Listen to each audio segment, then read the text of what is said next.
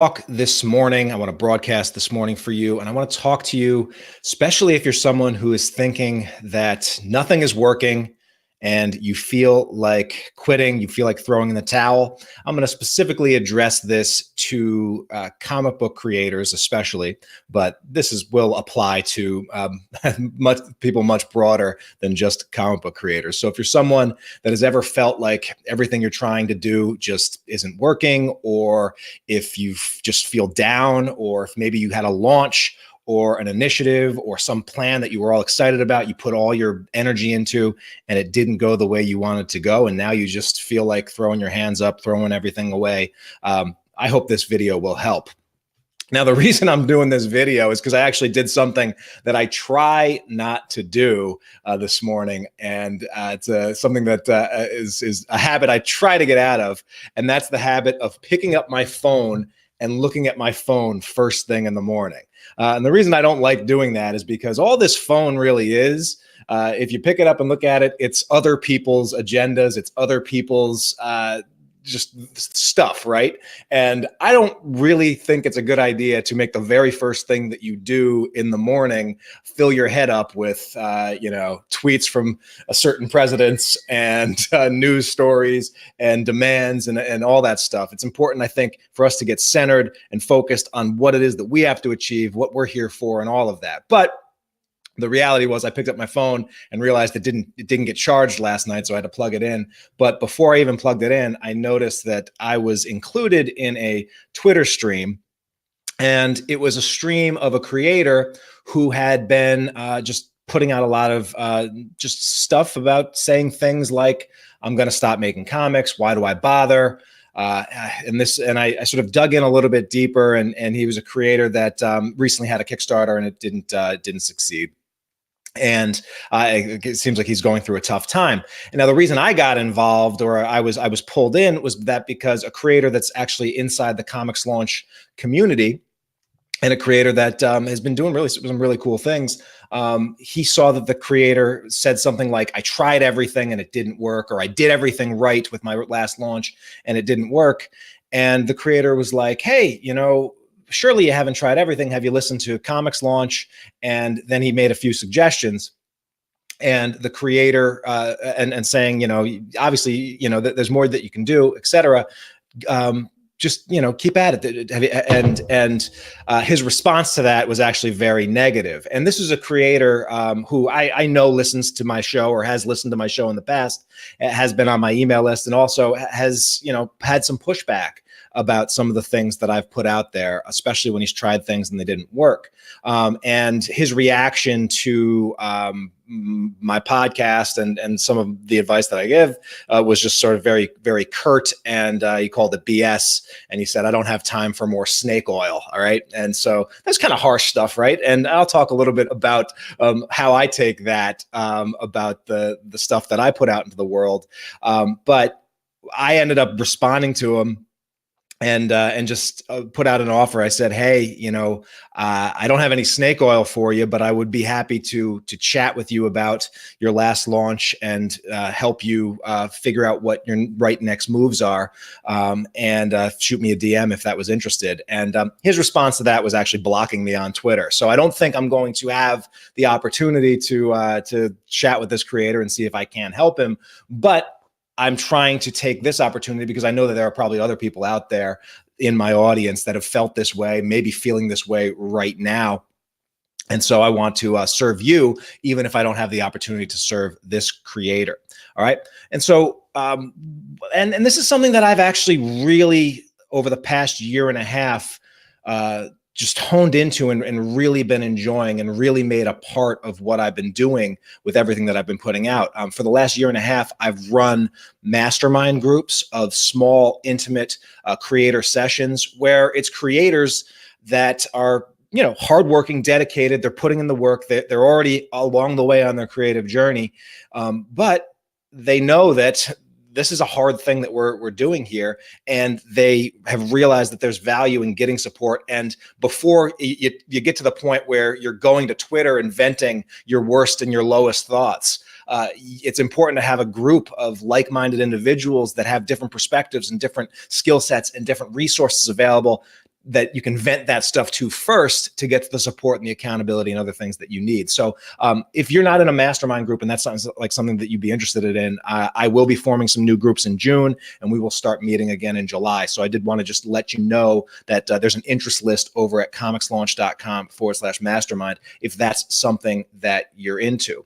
But what I really want to do in this training here, in this short video that I'm doing, is just talk about how I would talk to this creator if he had not blocked me and he had been receptive to at least getting some support with how he's feeling and his last launch result and everything else.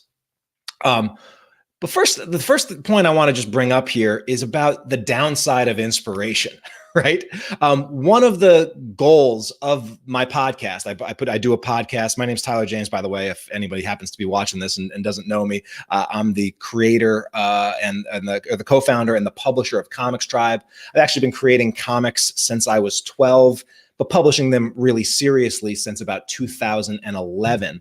And I'm also the founder of Comics Launch, which is a resource where we help writers and artists learn how to build audiences and fund projects for those audiences using the Kickstarter platform and platforms beyond.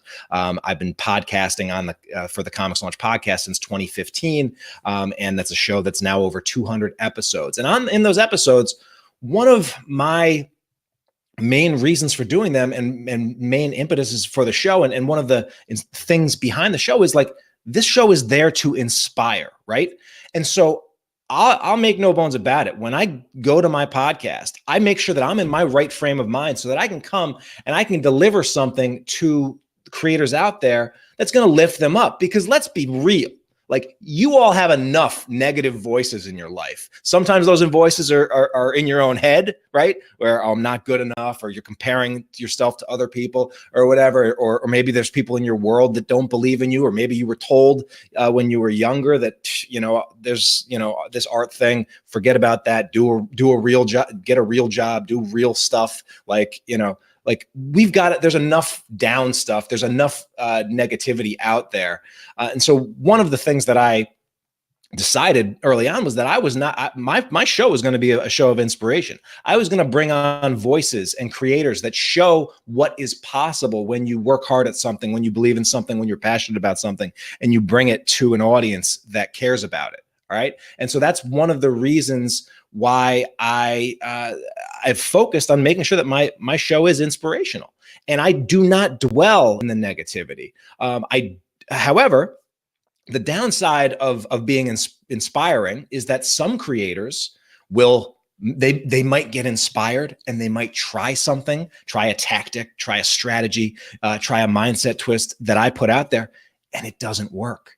And for a while, that kind of thing would get me down. It's like, man, I would feel bad about sharing strategies and then have people try them and then not work.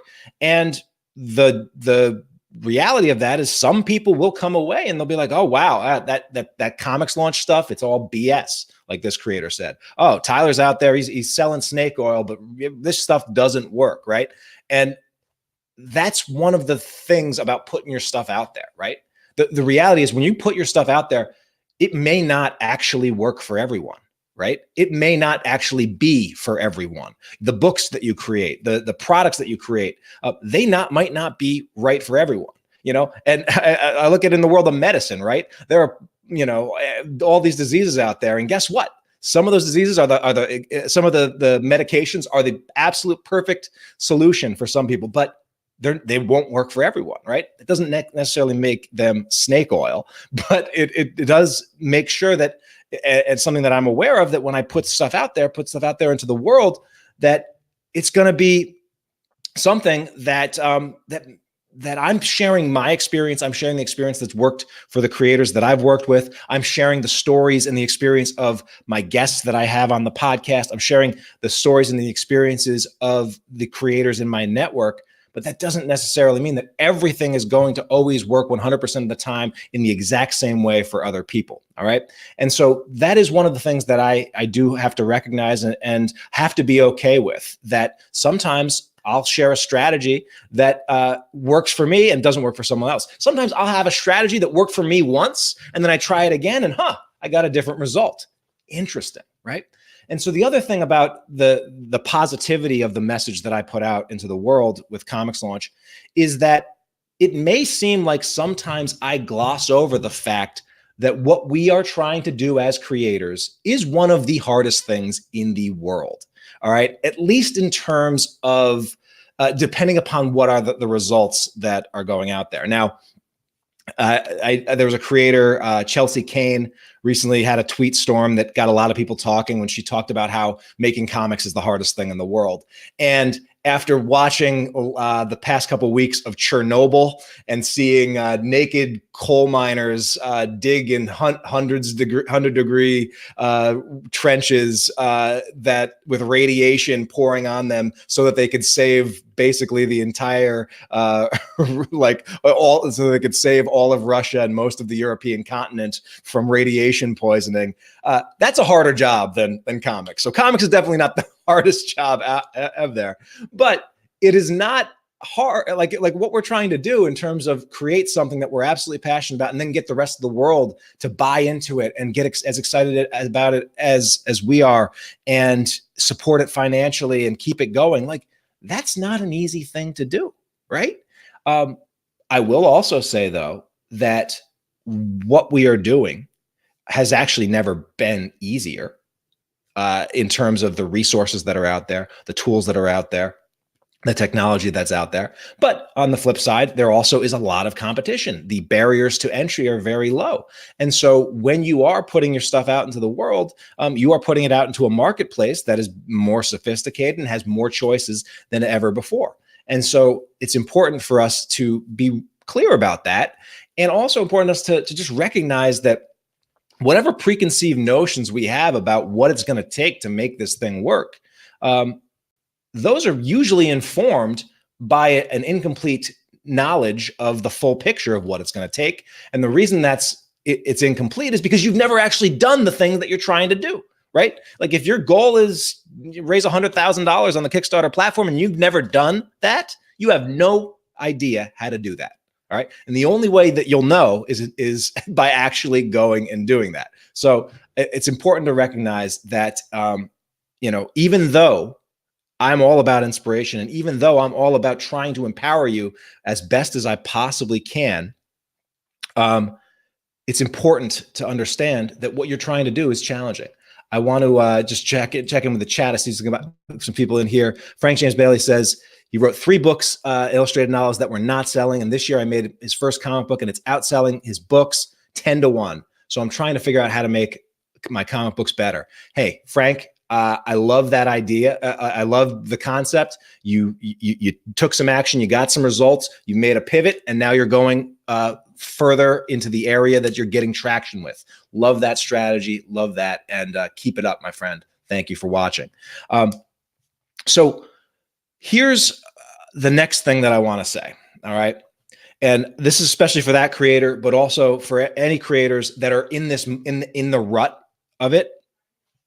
Never make a decision to quit when you are in the emotional state of the low point or the downside and you're feeling down. All right. Because if you're in the wrong emotional state, you're going to make bad decisions. All right. Case in point, 5 days ago, if you had asked me, like how I was feeling about anything that was going on in my creative life, creative business, I would have told you that it's all it's all, awful and get out of here. And the reason why is because I was, suffering from one of the worst stomach bugs I've ever had, brought home from my boy from daycare. He's good at bringing home every last bit of germs and things from that daycare place, and he always brings it home. And I swear I've been sick more in the last year and a half than I had the previous 15, 20 years. But joys of parenthood right there. But the reality is, when I get sick, when I'm down, when I'm not feeling, if I'm not feeling close to 100%, everything else in the world feels like worse. And so I've trained myself to recognize when I'm in a rut like that and force myself to not even think about business stuff or creative stuff or, a lot of other stuff. And just because I recognize that If I'm in the wrong emotional state, I'm going to bring that to those decisions. And so if you've just suffered a launch, like a Kickstarter launch, and you failed and it didn't go the way that you wanted, and you're feeling really crappy, guess what? That's not the right time to make a decision about what to do next. You want to be able to let yourself sit with those feelings, feel it, like, and just, give yourself a little bit of time and wait until you get into a better, more even keel emotional state. And I'm not saying you have to feel great about the loss, but you want to get to the point where it's just something that happened in the past, and it's not something that is that you're feeling emotionally. You want to get to more neutral, so then you can actually go and make a rational, good decision going forward. Because you need to remember that if you are going to be a creator, you have, like, in that world, like if you are a creator, your identity needs to be that you are in control. All right.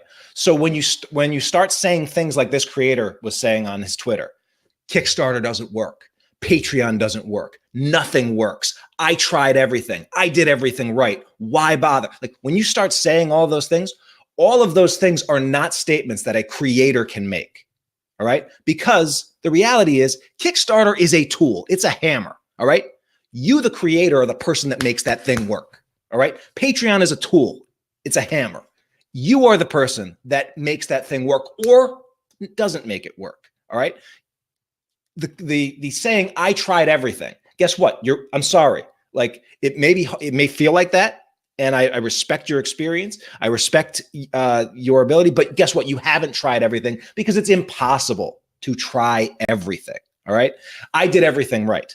All right. Guess what? It may feel like that, but you didn't, because it's impossible to do everything right. I've run 16 successful Kickstarter campaigns that have raised over $450,000. I have never once launched a campaign and did everything right. In fact, some of my worst mistakes were made on later campaigns. But the reality is, you don't need to do everything right to have a successful Kickstarter campaign, and that should not be the goal either. But there is always areas for improvement, and there are always things out there to try. But if your belief system is that you did everything right, you tried everything, Patreon doesn't work, Kickstarter doesn't work, guess what's going to happen? Those beliefs have consequences. Those realities have those beliefs, those thoughts are going to impact your launch. They're going to impact your behavior. They're going to impact the products that you put out. They're going to impact how you carry yourself in the world. And so until you change those things, you can't expect the results that come from those things to change differently. The next thing that I would tell this creator, or that I would ask this creator, is why are you doing this in the first place? All right. Because here's the thing. It may be the case that the right decision for this creator is to quit. It may be. Guess what? Like, I've quit a ton of things in my life. I quit ice skating after 3 weeks of sore ankles when I was a kid. All right. There's a lot, and there's some things that I was halfway interested in. I much to my mother's dismay, I quit piano lessons as soon as I could, even though my mom has been a piano teacher for 50 years, right? But she couldn't get her son to stick with them, right? Like, quitting is okay, all right? But here's the thing. If the reason that this creator first picked up a pencil and ink and started drawing comics was so that he could raise money on a Kickstarter campaign, or so that he could have a very successful Patreon, if the reason to do that was for massive Kickstarter success and massive Patreon success, if that's the only reason why that creator picked up a pencil and ink and started telling his stories, and this creator's a web cartoonist and sort of does funny strip comics, if that's the reason, then yeah, maybe you should quit, right? But my gut is, and I think is that wasn't the reason why he started this thing in the first place. And this is also one of the things, because the focus of the Comics Launch podcast is on, all right, I've created this thing. Now, how do I sell it? How do I launch it? How do I build an audience for it? How do I expand it into different sales channels? Like, that's the focus of my show. And I do worry that there are some and one of the focuses of my show that my focus show does not focus on is the specific craft of creating comics in the first place. It's not that I don't love talking about craft. It's not that I don't love talking about the nuts and bolts of, what makes a good comic, what makes a good story, what makes a good presentation. I love that stuff, right? I love the craft. I love having discussions with that. I love working with creators on their pitches and developing their properties and taking a good idea and making it a freaking awesome idea and finding ways to build, like make things more technical. Like, I love that stuff. And I do a lot of that stuff in my role as a publisher. I do that all the time. But I don't do that on the Comics Launch podcast for a number of reasons. One, it's important to focus in so that people know that what they're getting when they tune in. Another is that it's important that I felt like I was hitting an area of the industry that was not being talked about. There's a lot of people out there talking about craft. There's a lot of great people out there teaching craft. All right. And so I thought I could add something different. And so that's why I do that. But the downside of that is I do worry that there are some people will take the message that whatever it is that they create, that they can go out with that and have wild success with it. All right. And that they don't have to worry about making it better, making it awesome, making it as good as it possibly can be. And so I want to talk a little bit about that in a sec. But so I want to make sure that it's clear is that end of the day, a big part of your success with launches is going to be based on the product that you're actually launching. All right. I learned, and if we're being honest here, like, I'm a bit of a snob when it comes to my comics. Like, I don't walk into a comic book shop and pick up every book out there. And in fact, most books, if I'm walking up and down an artist alley, most books, if I'm walking up and down the shelves of even a local comic shop, I'm like, not for me. And I'll be even more blunt with you. A lot of the indie comics, in fact, most indie comics read to me like indie comics, read to me like work that is less than professional. All right. It's hard to say. It's hard to say out there. And I mean, I love my indie guys, but I also realized that there is a book for everyone, because I've walked up and down that artist alley and I've been the sort of snobby comic book reader and walked past a passionate creator's table and looked at his book and thought to myself, I wouldn't touch that book with a 10-foot pole. And then I've gone back to my table, and then what do I know? I see someone else who's a different kind of reader walk by my table with a big smile on their face and a signed copy of that book that I just judged as not being worth my money. But guess what? It doesn't have to be worth Tyler James's money. It doesn't have to be worth my money. And so part of the impetus of the Comics Launch is I want to show you how to get the most out of what you got. But that doesn't mean you should ever stop trying to make what you got as good as it possibly can be and make it better. All right. And so what I would encourage this creator to do, after he's gone back to first principles and realized why he's doing this, and I'm guessing that reason of why he's doing this is something because he has to do this, because he's a creator by heart and because it's his passion. Maybe Jay over here says his wife would kill him if he quit comics at this point, because he's put so much of his life, his energy, his resources, his time into it. Joe says you have to make a balance between life and business decisions. We'll talk a little bit more about that, Joe. But once you get and decide that, if you decide that, hey, I'm actually doing this because I'm a comic book creator by heart, by practice, and by passion, and that I would do this. I would be telling stories, whether even if there were no one to read them, because I enjoy doing it and I enjoy it, right? If you get to that position, then it's just a matter of going back to your launch and looking at your results with an with an trying to look at it with an unobjective eye, right? You want to, again, get rid of the passion, get rid of the emotion, and just go back and look at what happened. And I looked at this creator's last launch, and he had a $625 goal. He raised $219, 17 backers. All right. So some of the things I would want to go and look at is, well, okay, 17 backers. How many people hit my Kickstarter page during that launch? What was my conversion rate? If you went, and he may go and look and say, wow, only 50 people went to my Kickstarter page and 17 of them backed. If he had that data, that would tell him everything he needs to know. I just didn't get enough people to my Kickstarter page. Or he could look at some other things, such as, all right, $219 divided by 17 backers was only a $12.80 per backer pledge level. All right. What did he expect it to be? All right. That's a little low by Kickstarter standards. Maybe part of the reason for that was because his lowest level physical pledge was only $3. All right. That's a very, very small amount of money for a Kickstarter campaign by average, which means he had to get a lot more backers to hit that $625 goal had he had what is usually a standard physical pledge level of $10 to $25. That's usually where things start on the Kickstarter platform. By doing something as simple as, or by doing something that seems pretty small of doing a very low level physical tier, he may have actually been hurting his ability to get funded rather than helping it.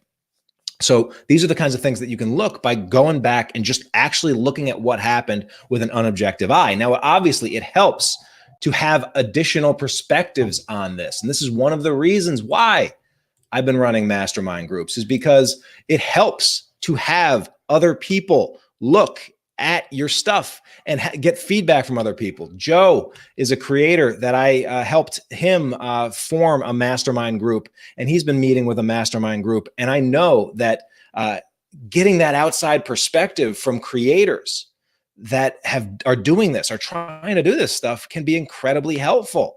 All right. It can be incredibly helpful, especially when you're going through your debrief and talking through these things and trying to make sense of just the simple facts of what actually happened when you launched. And so after you've looked at your results, then you can have that decision about what to do next. All right. And one question to ask yourself is, how bad do I really want this? You know, I got to tell you, I've been low myself. I've had times. In fact, there was a moment, this was before Comics Tribe was launched, where I had finished writing in like a week-long, just one of the most locked in flow state writing sessions I had ever been in my life. And it spent probably about a week. And it was like, I was literally like waking up at like 4 a.m. and writing, and then getting home from work and then writing from 6 to midnight, and then waking up as soon as I can and writing for a couple more hours for work. And it was like this thing. And I basically, at the end of it, I was convinced that I had written like, you know, the most perfect, compelling comic script of my life. In fact, I was so confident on it that I did something that I had never done before. And I actually went out and I hired an editor, because I'm like, this thing is gold. I need to make this as shiny, polished gold as possibly could. And then it came back from the editor, and the editor couldn't even read the entire thing. He couldn't even get past like 10, 15 pages. I think I sent him 40 pages. And he's like, look, this is this is a mess. And the editor, Steve Forbes, he sent me back, and it looked like a blood scene, like a crime scene, because he uses red to mark all his notes and everything. And yeah, it looked like a scene from Dexter, right? And that's how much stuff it is. And that was a real eye-opening moment for me. It was like, oh, all right, Tyler, like, how bad do you want this? All right. And after I got through the emotional stuff, right, at first it hurt, and I was defensive, and I wanted to, you know, punch things, etc. But then I sort of really asked myself, how bad do I really want this? Am I fine with having, a few people in my circle? Am I fine with being the best comic book creator that I know in my small circle of friends and family? Or did I want to actually start making world-class books? Did I want to start making books that could actually compete with the Marvels and the DCs and the Images of the world? All right. And it was sort of in that moment of a low point that I made a just commitment that no, I was put on this planet to entertain, to inspire, and to educate. Like, that's what I'm here for. And part of that was going to be I had to get better with my stuff. And so I took all of those notes to heart, and I went back and I actually threw out that entire thing and rewrote it entirely in an entirely different way. And ultimately step with that. And ultimately that was the beginning of the relationship that started Comics Tribe, as I co-founded Comics Tribe with Steve Forbes, who was that editor that tore me to shreds. All right. And so when I look at that creator's work, there is a tremendous amount of room for improvement. All right. And I can say that for almost every creator that I know, and almost every creator that I work with, there is a tremendous amount of room for improvement. And so the question is, how bad do you want it? Now, I did look a little bit at this creator, and I'll be honest, this creator has already invested a lot of time and a lot of energy into learning the craft of comics and cartooning. But unfortunately, that is not from a purely objective, comparing this person's work to all the work that is out there on Kickstarter right now. His work can stand for a tremendous amount of improvement. All right. Even little things like adding actual panels and gutters and borders to his strips, to consistent lettering, to backgrounds, to punchlines. Like, every aspect of his work can get better. The question is, does he want that? All right. Now, how do you go about getting better? That's one thing to say, get better at. Well, there is webcomics.com would be something that I would point him to for especially because this person's looking for it to be a comic book script or doing comic strip style comics. I would go through every tutorial that Brad Geiger has ever done and compare that to what I'm putting out into the world, and I would try to make it better. Finding a creator critique circle, like, of other cartoonists, where you're there to make each other better, not to feed each other's ego. You're there to make each other better, not to just promote my stuff and I'll promote your stuff. No, a creator circle. And you got to be like, the best artists I know, a lot of them are on Skype at least once a week with other artists who are doing high level work, and they're tearing each other up. Like, they're calling them out for bad faces. They're calling them out for sloppy structure or sloppy anatomy. They're razzing them for taking a shortcut on a background. And and then they're also putting out their best stuff because they know they want to, like, they have people that they're trying to impress. So the question is, are you doing that with your work? Are you getting feedback from other creators that are serious about this thing, right? Are you getting feedback from creators that are doing better work than you? Because if you're not, how bad do you really want this? Like, how bad do you want it for your audience? Have you ever gotten an editor? Have you, like, and even if, like, taking $100 and instead of, like, for your birthday, like, let's say mom sends you a $50 check, or let's say you've got $100 that you get for your birthday or for Christmas. Instead of buying, some DVDs or going out and buying more comics, or I bet you every single one of you has a shelf of comics and some books that you will never in your life read again.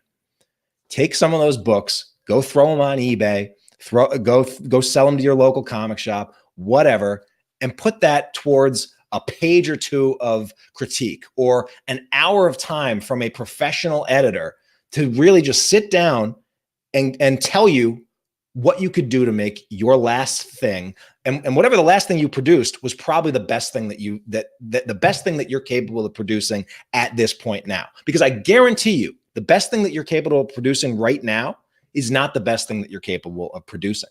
There's always another level. Why not take and invest a little bit of time and get a punch list of areas for your work to improve on? And improve on it for yourself so that you're more excited about working on your own stuff. Improve on it for your audience so that they're more passionate and more excited about sharing your stuff with other people. All right. Improve on it for the fact that the better work that you produce, the longer shelf life it's going to have, and the easier it's going to be for you to sell on a Patreon, on a Kickstarter, at conventions, to publishers, to in the direct market, right? So those are things. And then another thing, obviously, mastermind group can be very helpful in this thing as well. And so also, if your last launch did not succeed and your last launch was a Kickstarter launch, go and objectively look at your Kickstarter page and compare it to campaigns that are you comparing your Kickstarter page to all of the pages on Kickstarter? Are you comparing your Kickstarter page to the ones that have succeeded at a level far beyond where you're succeeding? Because I will tell this creator, go look at, let's say, Don Anfield's Kickstarter page for Unicorn, right? Don was a creator that was in the Comics Launch Mastermind and launched his first Kickstarter, raised, I think, 26,000 plus for this first Kickstarter. You look at his Kickstarter page and you compare his Kickstarter page to the average page on Kickstarter, and you'll see a big difference in terms of the time and the energy and the aesthetic put into that Kickstarter page. All right. And so there's always room for improvement. And go look at all the pages that Kickstarter loves. That's another easy thing that you could do. Just see what does Kickstarter love. And if Kickstarter's not loving your page, there's a reason for that. Kickstarter wants to love your page. Kickstarter wants to call out the awesome pages in the comics category. And so if your page isn't one that they love, you know right then and there that there's room for improvement. All right. Or the other flip side of this is that you can just take a step back from all the launching and all of the Patreons and all the Kickstarters and all of the print runs and all of that stuff, and just go back to doing it for the love of it, because you're an artist and you have to create. And creating comics, even as a hobby, is far cheaper than therapy, right? And so I would definitely just get back to this. If you want to, and then the other thing is, if you want to stop. If you want to quit, you can always quit for a while. Do something else. Do something that makes you happy. Try something new. Just take up a new hobby. Like, do something that makes you happy, because life is short and you shouldn't keep banging your head against something that is not bringing you joy. All right. Because there's something off there. All right. And guess what? If you truly are meant to do this, and if you truly love it, you will come back to it. And it could be that this entire book, this entire series that this creator is working, was just the series that he needed to do in order to get to work out sort of the first fundamentals, and that the thing that he was actually put on this earth to create, that's really going to take off for him, he hasn't even conceived yet. But this is all the training wheels, the foundational stuff that is going to make that thing possible. All right. This went a lot longer than I thought it was going to go. And I do have just a couple other points that I want to make. You may be wondering, like, this creator called you out, Tyler, and said the comics launch was BS, and that my advice was like snake oil. Now, what's snake oil? If you hadn't heard that expression, like, snake oil is when you call like a product that is promoted as like a solution to a problem, but is something that has little real worth or value. And yeah, does that hurt me? Yeah, who knows? Like, if it'd been 5 days ago and I was in the middle of my awful stomach bug and feeling absolutely miserable and like death itself, and I also got that bit of a jab pointed at me, Who knows? Maybe I would have felt that emotionally, but did that hurt me? No, it doesn't hurt me at all. The truth is, I am not for everyone, and the things that the voices that I share on the Comics Launch podcast, the advice that I share on the Comics Launch podcast, the strategies and tactics and everything. I have no way to guarantee that all of those things will work for every single person, but I keep doing it because it brings value to myself and it brings value to other people. And I know that because there are people watching this right now. I know that because every single week, every single month, more people listen to the podcast than listen to it before. I know that because every single month, the creators in my community are successfully launching projects on Kickstarter and are successfully leveling up and sharing their wins. And I know that because every single month, I am I'm inspired by creators that just keep doing this stuff, all right, and that keep trying things, all right, and that keep taking chances and keep putting things out into the world. And so I can be confident that this stuff can be taught, and that I am the right person to teach this stuff. And I've got the fancy Harvard degree on my wall to show that, yes, I know education pedagogy. And I've got the decades plus of publishing experience and the hundreds of thousands of books with my name in it that are out into the world to show that I know a thing or two about publishing. And I've got the creators in my community that continue to come back and to continue to support the stuff that I do. And so I'm not going to apologize for the podcast stuff that I put out, or the products that I create, or the communities or the programs that I create. And I'm also not going to apologize for the things that I put out for free. And I'm not going to apologize for the things that I sell, and that the services that I offer creators and the products that I offer creators in exchange for their hard-earned money, because that's how I put money on the food, put food on the table for my family. And there's nothing wrong with doing what you love and what you're good at, and exchanging that with value for other people. And so the other thing that I want to do, though, and the last couple of things that I wanted to just share is that, my job on the podcast, again, is not to argue for my listeners' limitations, because there's enough people out there that will do that for you. All right. And there's enough examples of creators that have just gone for it and have made things happen and have persevered and have done amazing things that they wouldn't think possible. So it's not my job to tell you what you can't do. It's my job to show you examples of how maybe what you're trying to do isn't all that crazy after all, and that you can make it happen. All right. Last thing, going at this thing alone makes an already challenging road near impossible. So I am going to encourage you to find a support network, and try to make that support network something a little bit more sophisticated than your Twitter feed, because that's not what Twitter is there for. All right.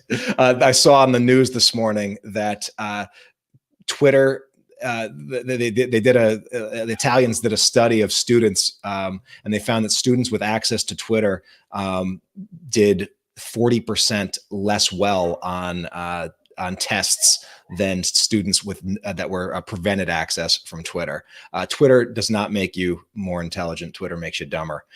And getting your support and getting your advice from Twitter will also do that as well. So I want to encourage you to make sure that you're in the right rooms. Make sure you're getting support from people that have your best interests in mind, but also want you to succeed, and also have the ability and have the track record and the background to add some value to your life and to tell it to you straight. And that's one of the things that a good mastermind group can do. Again, I will be forming new mastermind groups in July. Excuse me, in June. They'll start meeting again in July. And if you're interested, comicslaunch.com/mastermind. But the last thing that I just want to say here is thanks for watching. Thanks so much for keeping going, even when it's tough, even when it's hard. I see there's some good comments going on here in the comments. I'll be jumping back on later to chat a little bit with all of you who have left comments, have left some of your stories. Thank you for sharing your parts of the journey, and keep going, because the world needs what you create. All right, take care.